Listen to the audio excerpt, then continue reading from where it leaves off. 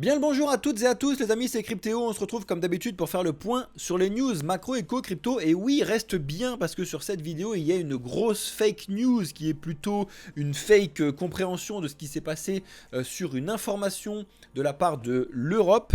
Donc ça te concerne obligatoirement si t'es francophone, parce que il y a beaucoup de mésententes et de mécompréhensions sur une loi qui est en train potentiellement d'être passée sur l'écosystème crypto. Donc je vais te décrypter ça dès le début de la vidéo, d'accord. Ensuite on va regarder les informations qui se sont passées ce week-end et aujourd'hui qui sont vraiment très importantes, et on va passer à la phase de marché tout à l'heure. Comme tu peux le voir derrière moi, je vous ai fait un mix bleu et vert. Pourquoi? Parce que là, on est vraiment au moment de tourner la vidéo sur un vrai gros pump de Bitcoin qui peut aller encore un petit peu plus haut. Mais je vous ai mis un bleu parce qu'on arrive vraiment fort dans la zone d'hésitation. Et tant qu'on n'a pas passé cette zone à la hausse ou à la baisse, on est toujours dans l'hésitation. Donc je reste quand même un bleu-vert. Je vous explique tout ça tout à l'heure. Je vous fais le point du coup macroéconomique, etc. Restez bien jusque là. Avant toute chose les amis, sachez qu'on vous fait des vidéos, je dis on parce que Blockchain Capital c'est une société, donc on est là pour pouvoir vous aider, vous accompagner dans l'investissement entre autres. Donc on vous fait des vidéos tous les jours, bien évidemment des petites vidéos et des grosses vidéos. Donc n'hésitez pas à vous abonner dès le début de la vidéo si vous êtes enclin à faire de l'investissement dans la finance traditionnelle ou dans l'écosystème crypto. Bienvenue dans le futur à tous ceux qui s'abonnent et à tous ceux qui activent la cloche. Likez la vidéo, bien évidemment c'est le meilleur soutien que vous puissiez nous faire, ça vous prend 2 secondes. Et bien évidemment vous êtes les bienvenus dans les commentaires, je réponds absolument tous les commentaires. Trêve de bavardage, passons à la vidéo.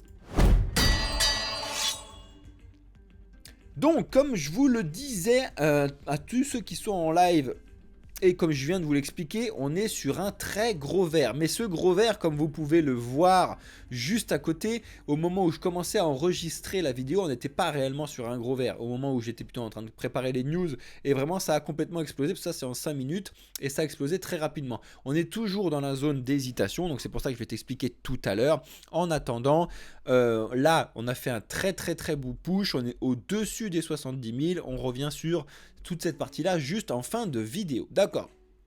Avant ça, pardon, voici l'information que vous avez vue et qui a été normalement mal compris, ou du moins mal expliqué de par beaucoup de médias, d'accord. Donc je vais revenir dessus et je vous explique. Apparemment le Parlement européen a mis une loi en place pour pouvoir bannir les cryptos anonymes de vos wallets, d'accord. Donc ça c'est très important et ça peut vous faire peur à beaucoup de personnes, et je peux comprendre, d'accord. Cette loi elle est ici, donc je vous la mets bien évidemment, donc c'est officiel, c'est vraiment une loi qui a été postée sur le Parlement européen. Donc si vous voulez vous amuser, il y a 1 milliard de pages. Bref, c'était juste pour que je vous mette les sources comme d'habitude, d'accord. Et heureusement on a eu un excellent travail de la part de Cryptost, d'accord, qui vous fait une explication de ce qui se passe, et que c'est plutôt une mécompréhension qu'on a eu de la part de certains journalistes un petit peu de partout sur le bannissement des transactions anonymes en crypto. Donc je vous invite à lire cet article là qui est en français, qui est pas long, et je vais vous faire le point très important.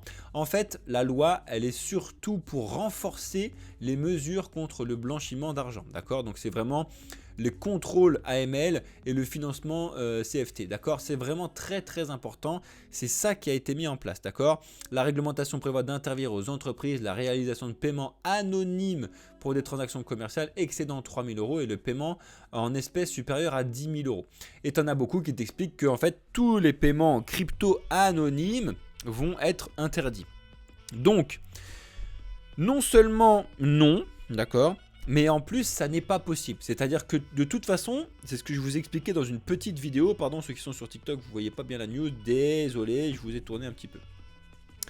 Je vous l'ai expliqué en vidéo aujourd'hui, de toute façon c'est absolument impossible par n'importe quel gouvernement qu'il soit d'opposer une transaction qui se fait, d'imposer un contrôle ou n'importe quoi d'une transaction qui se fait sur un wallet non custodial, donc sans KYC. Ils ne peuvent pas s'opposer à ça. C'est la beauté justement de la blockchain, d'accord. C'est normal, on est là pour promouvoir un petit peu c'est la blockchain, la liberté d'expression, etc. C'est à dire que je prends l'exemple de MetaMask.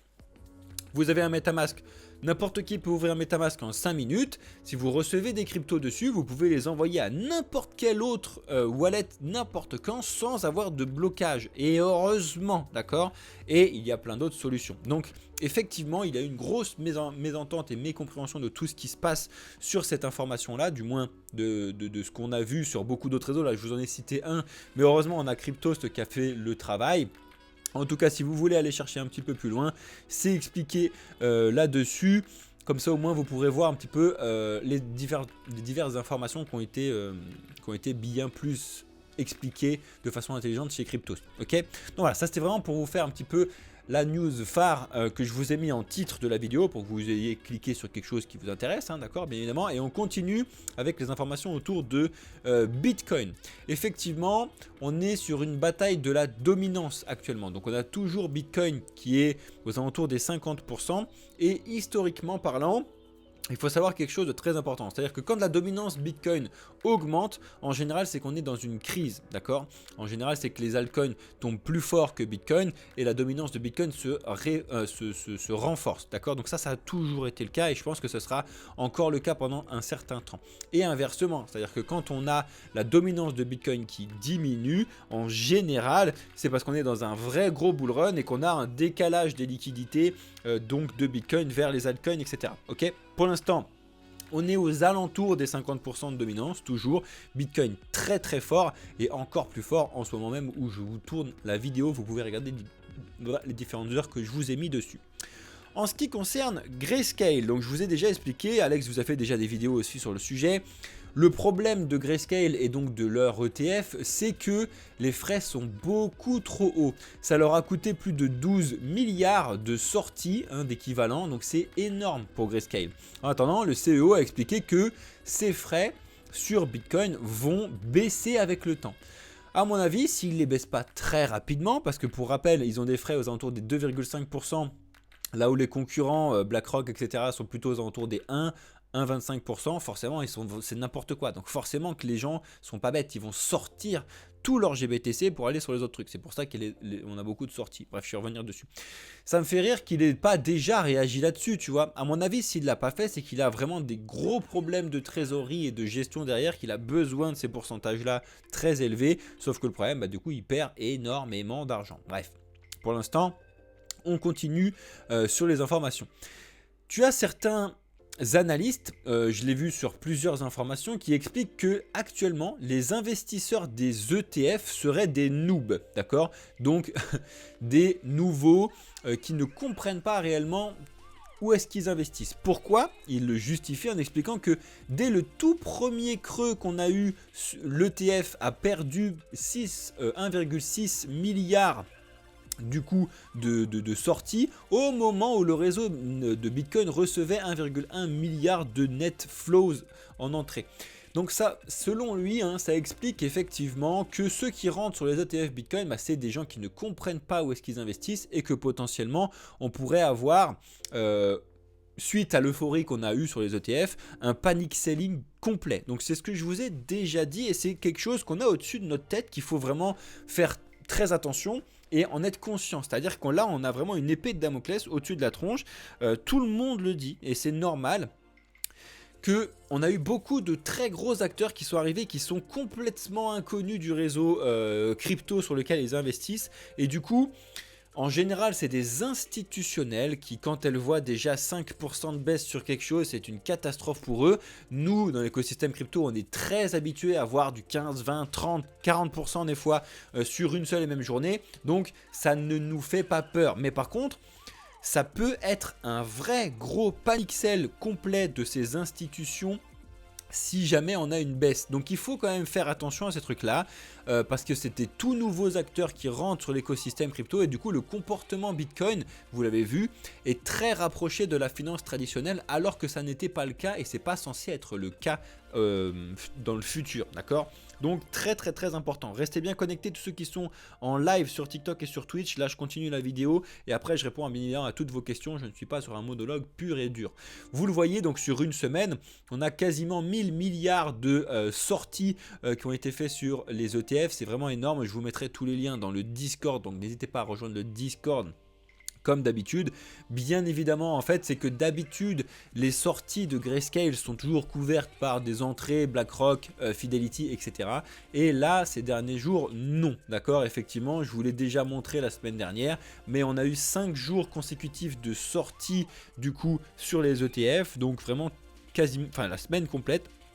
Lundi, mardi, mercredi, jeudi, vendredi, complète sortie de Bitcoin. On va regarder du coup d'ici ce soir qu'est-ce qui s'est passé sur la journée du 25 au moment où je tourne la vidéo. Je vous tiendrai bien évidemment au courant de tout ce qui se passe, savoir si on a encore des sorties ou si on est repassé dans le vert. Au vu du vert qu'on a aujourd'hui, normalement on devrait avoir de nouvelles entrées. Mais bon, affaire à suivre sur cette partie-là. Ok, on continue avec, je les ai toutes fait ça, avec la première ministre islandaise qui explique que le Bitcoin est un problème mondial. Encore une fois, ça résulte donc de la méconnaissance et de la mésinformation qu'elle a sur les cryptos. Et surtout, là, elle s'en prend au minage de cryptos. Ça prouve à quel point elle ne sait pas réellement comment ça fonctionne. Il y a vraiment, tout a été prouvé sur le minage de cryptos. Si vous avez des questions, en plus pour les premiums, n'oubliez pas que je vous ai fait le bilan aujourd'hui, crypto, finances décentralisées et NFT sur le Discord, réservé uniquement pour vous les premiums, donc allez bien évidemment regarder ce qui se passe. Voilà, donc critique du Bitcoin, bref c'est toujours nouveau, si vous voulez regarder la news en entier, vous l'avez sur le Discord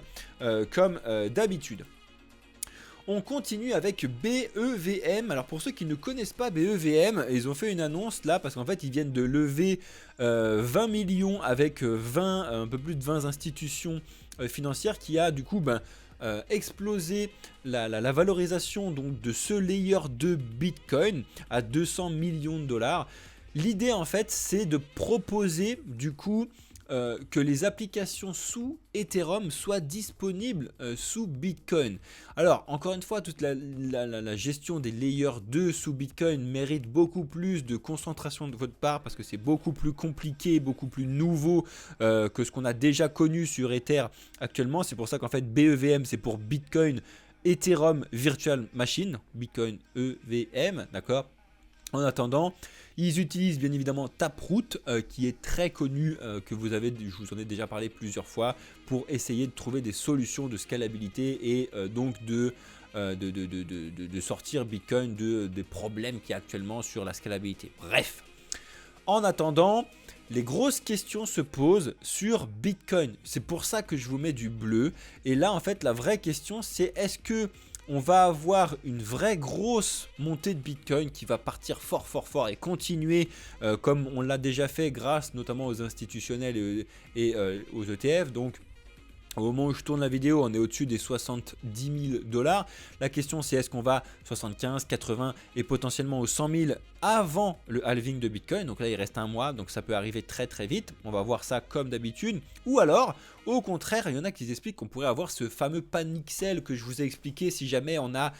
Tu vois, en fait, on est à ça. Le problème, c'est qu'en fait, s'il y a quelques ventes un petit peu en trop, ça peut engendrer une cascade de ventes suite à tous ces nouveaux qui ne comprennent pas le marché et ça pourrait être contradictoire. Donc c'est pour ça que là je vous ai mis un vert parce qu'effectivement là on monte au moment où je tourne la vidéo, mais je vous mets un bleu derrière qui est très important parce qu'on est toujours dans cette hésitation tant que pour l'instant on n'a pas montré un signe très solide de remontada, enfin de repartir, c'est pas de remontada, de partir continuer à la hausse. Et donc il faudrait pour ça dépasser les 73 200 que je vais vous montrer tout à l'heure, ou alors à la baisse, de dépasser à la baisse les 63 300. Bref, je voulais expliquer tout ça et je continuerai à vous l'expliquer. En attendant, la SEC a toujours et continue de décaler la décision donc des Ethereum, enfin ah la vache, des ETF Ethereum. Donc voilà, je vous montre le document officiel de la SEC. Ensuite, ça c'est une grosse news, effectivement tu le sais, la Russie en ce moment commence à faire flipper tout le monde, hein. Nous beaucoup en France, hein, mais tout le monde en général. Et là en plus on a l'Inde qui s'éloignerait de la Russie pour le pétrole US. Forcément, on vous l'a déjà dit 1 milliard de fois, mais les BRICS, donc Brésil, Russie, Inde, Chine et Afrique du Sud et puis même beaucoup d'autres, c'est des trop grosses nations qui sont là-dedans, qui ne sont pas du tout sur les mêmes longueurs d'onde, etc. Et forcément, bon, il y a des conflits, même si il y a certaines avancées, comme vous l'a expliqué Alex lors de sa dernière vidéo sur des monnaies créées, blockchainisées pour pouvoir faire quelque chose et une grosse avancée des BRICS. À côté de ça, on a ce type de news là qui sont vraiment complètement contradictoires. Donc il faut vraiment faire attention à tout ça. En ce qui concerne Do Kwon, eh ben, sachez qu'il vient d'être libéré parce que sa peine d'emprisonnement normale, parce qu'à la base il a été emprisonné pour l'instant uniquement pour usage de faux papiers, d'accord. Et pour l'instant, comme c'est un citoyen étranger de là où il était jugé, eh ben, il a été conduit en entretien en direction de la police des étrangers qui va s'occuper du coup de son cas, savoir s'il va être extradé ou non. On va suivre ça et on vous tiendra au courant. En attendant, le processus donc qui tourne au sujet de Luna et de l'UST n'est toujours pas traité. Affaire à suivre. Restez bien connectés sur TikTok, je vais répondre à vos questions tout à l'heure. Je ne suis pas en monologue complet. On continue avec le bazar qui se passe au niveau donc de Binance au Nigeria. C'est officiel, Reuters en tout cas l'a rendu officiel les rumeurs qu'on avait du coup ces derniers jours, mais ce lundi 25 mars 2024, on a effectivement le Nigeria qui a donc accusé Binance directement donc de frais, de taxes, d'utilisation, de non payés à TVA, etc., etc., etc. Bref, donc ça c'est officiel, rendu par Reuters. Ensuite, on a appris que l'un des 2 dirigeants de Binance qui était détenu au Nigeria s'est évadé de sa maison d'hôte qui était surveillée. Donc pour l'instant, bon, on a pas plus de nouvelles que ça vient de tomber, c'était tout à l'heure à 14 h, donc effectivement pas plus d'informations que ça pour l'instant, mais un des 2 se serait évadé de ce qui se passe là, à ce sujet là. En ce qui concerne toujours Binance, la fin de l'affaire, donc la SEC face à Binance devrait être assez proche, tu sais que les prochaines dates à surveiller, donc c'est le procès de CZ qui devrait se tenir normalement le 30 avril, donc on doit attendre un mois maintenant. Tu sais que normalement c'était février, ça a été reporté 30 avril, on va voir et va surveiller tout ça comme on l'a fait avec le procès de SBF. Et enfin, pour finir, la news très importante pour certains investisseurs de l'écosystème Tron, effectivement Binance a fait comme Circle, a fait comme d'autres et vient donc d'expliquer qu'il n'allait plus supporter certains dépôts. Donc là, c'est les USDC via Tron, d'accord? Tout simplement parce que justement l'émetteur principal donc de l'USDT, à savoir Circle, du USDC, pardon, à savoir Circle, avait expliqué qu'il ne travaillerait plus avec Tron. Et du coup, forcément, tout ce qui vient donc de cette partie-là, c'est aux oubliettes. Il faut vraiment regarder et être conscient de ce qui se passe au niveau de Tron, d'accord? Et donc de tout l'écosystème derrière, parce qu'il y a pas mal de rumeurs. Certains pensent à un nouveau FTX sur la partie Tron, sur la partie Poloniex, sur la partie centralisation de tout ce qu'on a là-dessus. Affaire à suivre, en tout cas pour l'instant on va bien, mais on peut tomber bas si jamais il y a une catastrophe. On a WorldCoin qui a fait un énorme mouvement parce qu'ils ont ouvert du coup au public leur technologie du coup de scanning d'iris. C'est énorme, tout le monde l'attendait pour savoir justement quelles étaient les potentielles failles, etc. Du coup maintenant ils vont pouvoir être audités, donc on vous tiendra au courant en tout cas sur le projet du WorldCoin et comment ça va se passer par la suite. Bref, ensuite on a eu donc le nouveau projet Polygon, donc le Polygon ZK EVM. Tu sais qu'on attend tous un petit peu ce qui va se passer, donc la migration de Matic vers Pol, etc., etc., etc. En attendant, donc le nouveau Oracle ZK EVM de ZK Polygon pardon, a eu un bug de plus de 12 heures et ils expliquent sur cette partie là pourquoi, comment, où, si jamais ça vous intéresse. En tout cas le réseau Polygon est toujours très... Enfin c'est 2 trucs à part, c'est pas le réseau Polygon qui vient de s'être arrêté, c'est le Polygon ZK, ZK Polygon là, bref, qui a eu un bug. Donc il faut faire attention et je vous mets l'information ici, voilà, Polygon ZK EVM, j'avais la bonne information depuis tout à l'heure. Mainnet Beta donc a eu un problème, etc., etc. Et on vous explique tout. Si jamais vous voulez regarder, vous avez les informations directement sur le Polygon Aggregated sur X. On continue avec ces informations sur le Cardano. Il y en a beaucoup qui t'expliquent que le Cardano serait prêt à prendre le large et son envol vers les 10 $ parce que le Cardano détient plus de 2000 nouveaux wallets par jour. Enfin bref, beaucoup d'informations qui tournent au sujet du Cardano. Charles Hoskinson, qui est donc une personnalité très connue, très reconnue dans l'écosystème crypto, fait beaucoup de bruit. On vous tiendra au courant en tout cas. Pour l'instant, le Cardano, c'est un petit peu comme le XRP, c'est un stablecoin, même si le Cardano est un poil plus fort que le stablecoin et réussit un poil mieux. Je vous ferai le point tout à l'heure sur les news, bien évidemment. Pareil, en ce qui concerne les... Merci Steph pour ton cadeau sur TikTok. Je vais bientôt être à vous, les amis. En ce qui concerne donc encore un procès de la SEC, le procès face à Ripple, on a une date cruciale donc de décision de la SEC, c'est le 26 mars, je vous ai expliqué, de savoir qu'il a été demandé donc de privatiser toute la partie documentation, etc. De ce cas. Ça va être très important, il va falloir surveiller ça, donc c'est demain au moment où je tourne la vidéo, et pour vous, je vous mettrai au courant tout ce qui se passe dès que j'ai les informations.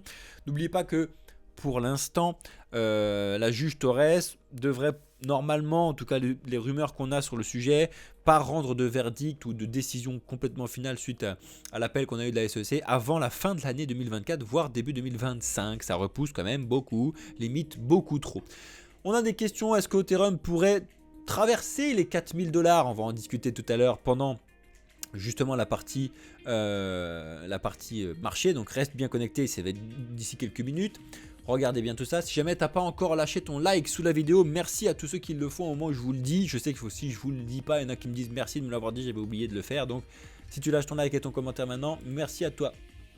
On continue avec le Solana qui lui aussi vient, selon certains analystes, donc de passer une zone très importante, et il serait normalement en route vers les 250 000 les 250 $ d'ici l'été. Donc on va suivre tout ça. En attendant, vous savez que l'écosystème Solana est vraiment très utilisé, et potentiellement certains l'expliquent un petit peu surcoté par rapport à ce qu'ils proposent.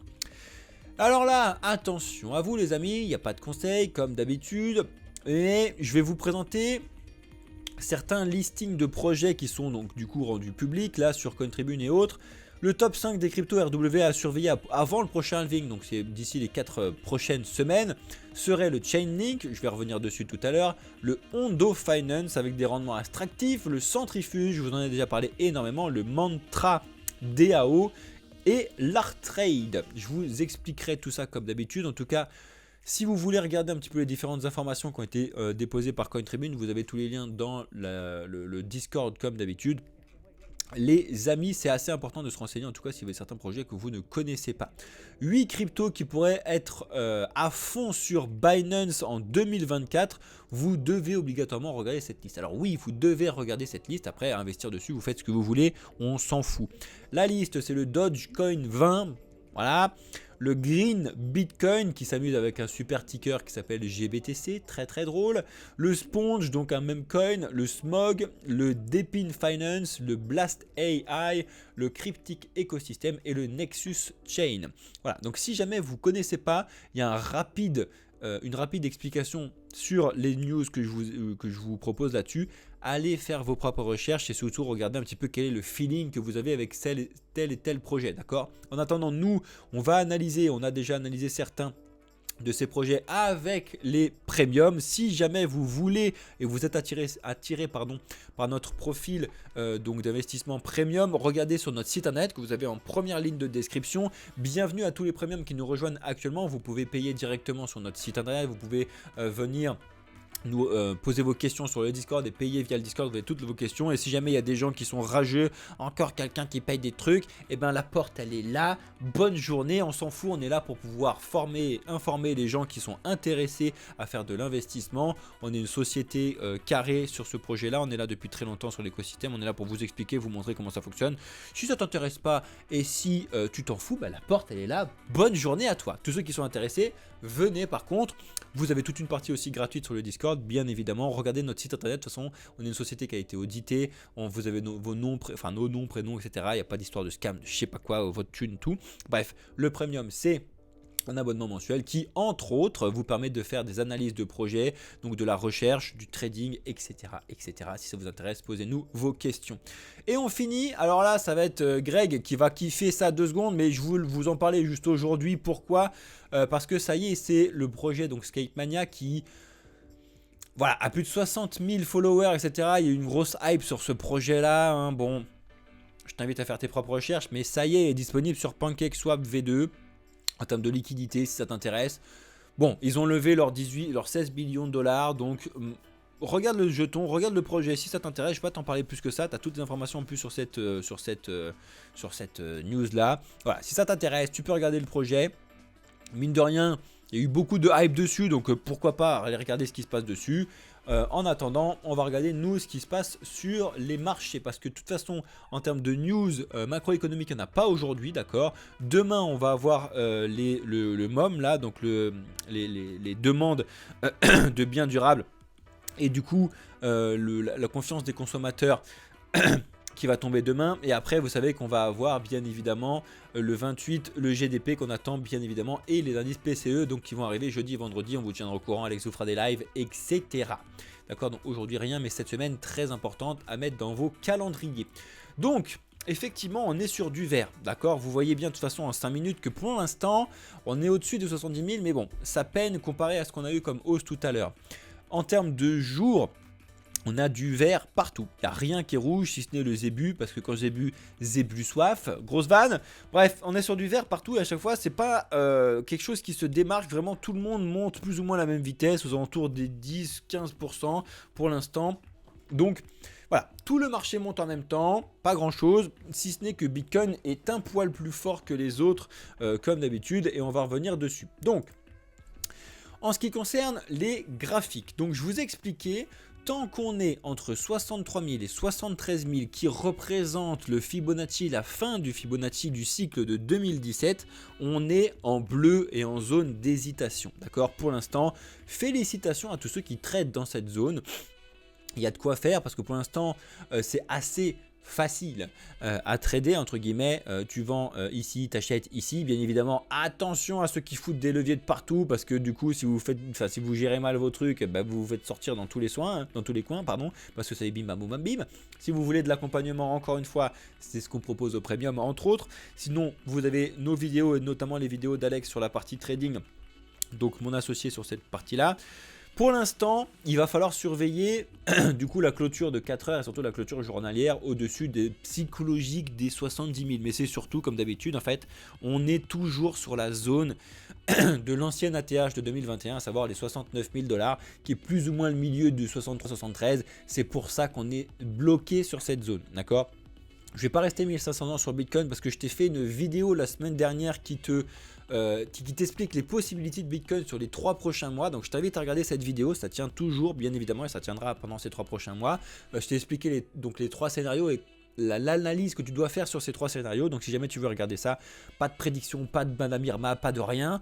C'est de l'analyse fondamentale macroéconomique et économique que je t'ai mis dessus, bien évidemment. Pas de prédiction, on s'en fout. Ok. En ce qui concerne Ether, donc Ether, lui pour le coup vient de taper sa zone des 3600 qui, s'il la dépasse, c'est reparti sur un vrai vert et d'aller sur les 4000 $. Et s'il le dépasse, on verra bien ce qui se passe. Pour l'instant, on est aussi sur la zone d'hésitation. Là, il va falloir surveiller de très près aussi, savoir si on va rebondir une nouvelle fois comme on l'avait fait le dimanche 17 mars. Sur les 3600 qui est une zone très très importante, à voir si on redescend après ou pas. Donc le Ethereum pour l'instant franchement c'est stand-by. Voilà, je sais pas si vous avez pris un achat ici, mais bon bref, faites comme vous voulez. Si vous voulez suivre un petit peu ce qui se passe chez Alex, mon associé, plein d'informations qu'on vous envoie sur cette partie là. Bref, affaire à suivre. Pour du coup Bitcoin Ether, bah, je vous l'ai dit, la bataille est toujours là, mais pour l'instant la bataille est remportée largement par Bitcoin, hein, qui gagne face à Ethereum toujours des places, donc de la dominance sur le marché. ADA, je vous l'ai dit tout à l'heure, bah, il est sur la zone pareil, hein. En fait c'est pour ça que je vous fous du bleu là, et que c'est un vert bleu, parce qu'en fait on est arrivé sur cette zone et que... N'oubliez pas que les vidéos, je sais que vous les regardez en décalé, donc je sais pas quand est-ce que vous allez regarder cette vidéo. Tous ceux qui sont sur TikTok, bougez pas, j'arrive. Sur Twitch aussi. Je sais pas quand est-ce que vous regardez cette vidéo et j'essaie plus ou moins d'être le plus anticipé possible entre guillemets, et là potentiellement aux zones d'hésitation signifie qu'en fait on pourrait avoir un rebond là-dessus et pourra repartir en dessous là à la suite de cette vidéo, pareil sur les 70 000 de Bitcoin. Donc c'est pour ça que je peux pas faire juste du vert. Au fait ouais c'est du vert, c'est génial, parce que c'est pas si simple que ça, d'accord. Bref, le Solana pour le coup, bah lui il est en route hein, pour l'instant vers les 200-205. Je vois pas ce qui pourrait l'arrêter, si ce n'est qu'on a déjà bloqué sur les 193 là où on est. Donc peut-être pas, mais bon pour l'instant très beau, très belle continuation haussière. Pourquoi pas respirer un petit peu et repartir, mais aller voir de nouveau les 205 pardon, qui sont le Fibonacci de 2021, celui-ci qui est très très important à surveiller, et on est toujours dans cette zone d'hésitation 163 205, affaire à suivre. Le BNB lui, est passé un petit peu au-dessus des 584, ce qui est potentiellement très bon signe pour lui de pouvoir repartir. On vous tiendra au courant. Le XRP, le fameux stablecoin, est toujours présent. Je vous ai pas encore trop fait l'analyse là-dessus, mais justement, on est sur, comme tout le monde, on est sur The Zone, là, la zone des 0,65 entre guillemets. Je peux vous le foutre en direct, mais cette zone là 0,65 est très importante long terme, donc il faut, on l'a déjà bloqué 20 milliards de fois sur cette zone là. C'est pas pile poil à 0,6512, mais tu vois, pour l'instant on est pile dessus, à voir si on va rebondir et repartir à la baisse et continuer en fait notre espèce de range, oscillation, hésitation jusqu'au halving ou quoi, ou alors si on va vraiment pouvoir repasser dessus fortement. Affaire à suivre. Avax, très solide, Avax pour l'instant, très bien. Le Polkadot repart, ça fait du bien, et Atom repart, ça fait du bien. Ils viennent de casser un petit peu les petites résistances court terme qu'ils avaient. Potentiellement, ils seraient repartis à la hausse. Alors, je ne vous l'ai pas encore mis parce que pour l'instant, on ne l'a pas en termes de trading. Je vous ai fait une petite vidéo parce que le concurrent donc de ces 3 layers 0 est enfin arrivé. Que tout le monde ne savait pas si ça allait sortir ou quoi. Si le Venom est sorti, l'airdrop dont on vous a fait bénéficier devrait arriver aux alentours des 28 mars. On va suivre ça ensemble comme d'habitude. On verra bien comment ça se passe, comment ça fonctionne, etc. Les diverses informations. Voilà, très hypé. Si c'était trop hypé ce projet, hein. Ils ont plus de 300 000 personnes sur le Discord. C'est énorme. C'est énorme. Alors certes, le projet est énorme, hein. Vraiment en termes de layer 0 et d'utilisation, pour avoir fait moi-même les tests, donc sur le testnet, des trucs qu'il y a à faire, c'est énorme. C'est pas juste un truc. Donc forcément qu'il va y avoir une capitalisation énorme, parce que je vous l'ai dit, les projets qui vont en découler ont besoin donc de celui de layer 0 comme d'habitude. On va suivre ça ensemble dans les prochains jours. Pour l'instant, Matic est repassé au-dessus de la zone psychologique. Ça fait 1000 ans que je vous dis qu'il faut que je vous la foute. Les 1 dollar psychologique du Matic que je vous mets quand c'est psychologique, c'est en rouge. Pour l'instant, bah, vous avez vu, on a hésité plusieurs fois. On est repassé dessus. Pour l'instant, c'est très bullish. On verra bien comment ça fonctionne et comment ça se passe. Au niveau des shitcoins, le Dodge a fait quelque chose de parfait et cas d'école. Encore une fois, on passe au-dessus, on vient retester la zone importante et on est reparti. Pour l'instant, c'est très propre. Par contre, là, on arrive vraiment sur son ATH du moment, donc les 0, 18, 19, bon, les 0,20, voilà. Mais bref, sur cette zone-là, affaire à suivre. Est-ce qu'il va être assez fort pour pouvoir repartir dessus avec les informations qu'on a eues avec Elon Musk, etc. On verra bien. Le Shiba repart aussi fort parce qu'il y a eu beaucoup d'annonces sur son Shibarium récemment, donc c'est très bon signe aussi. On verra bien ce qui se passe. Le Floki également, pour l'instant, a très bien rebondi sur la zone des 0,22. On verra s'il est fort pour pouvoir repartir. Pour l'instant, il suit Bitcoin et malheureusement, vont suivre aussi Bitcoin. Le PEP, la même chose. On revient sur le Link que je vous ai dit tout à l'heure. Le Link a quasiment fait un cas d'école parfait aussi sur les 0,18 que je vous ai expliqué dans la vidéo du coup de vendredi. Si ça repassait au-dessus des 0,18, ben c'est en route sur les 21. On verra bien ce qui se passe, sachant qu'il y a quand même une zone très importante autour du psychologique des 20 balles que je vais quand même vous mettre, qui est vraiment une zone psychologique très importante et d'hésitation aussi sur cette partie là. On verra bien. On finit avec le fameux trio Jupiter, Dimension, STRK qui sont sortis au début de l'année. Jupiter repart à la hausse, donc très bien, mais il repart à la hausse parce que Solana repart à la hausse. Le Dimension finalement pour l'instant regagne un petit peu de couleur. Alors on est encore très loin d'avoir quelque chose de carré, hein, mais bon, pour l'instant ça regagne un petit peu de couleur. Et au niveau du STRK, bah, lui pour le coup il est vraiment reparti de nouveau. Ça fait plaisir pour tous ceux qui ont du STRK sur cette partie là, les amis. Voilà, je pense que j'ai fait un bon tour donc de ce qui se passe. J'espère que tu as compris pourquoi je t'ai mis lumière bleue et lumière verte derrière en même temps. Merci à tous ceux qui regardent les vidéos en entier avec votre like, commentaire. C'est un excellent soutien. Merci à tous les nouveaux qui nous rejoignent. Merci à tous les nouveaux qui prennent le premium en ce moment. Bienvenue dans le futur et félicitations à vous. C'est pas forcément un move facile de mettre ce type d'investissement dans un montant mensuel. J'en suis conscient. Par contre, tous ceux qui sont premium pour l'instant sont ravis de ce qui se passe. Des fois, certains peuvent plus le prendre parce que c'est beaucoup trop cher, ils sont étudiants, etc. Je peux comprendre. Par contre, en tout cas, tout le monde est ravi de ce service là. C'est un des services de Blockchain Capital si ça vous intéresse. Bref, vous avez tout sur notre site comme d'habitude. Les amis, je vous souhaite à tous ceux qui sont sur YouTube une excellente journée. Je vais rester et répondre aux questions, donc tous ceux qui sont sur TikTok et sur Twitch. Merci pour ceux qui regardent la vidéo sur YouTube. Bonne soirée, bonne journée, bonne nuit. Ça dépend quand est-ce que tu regardes la vidéo. C'était Cryptéo pour l'entreprise Blockchain Capital. Ciao les amis.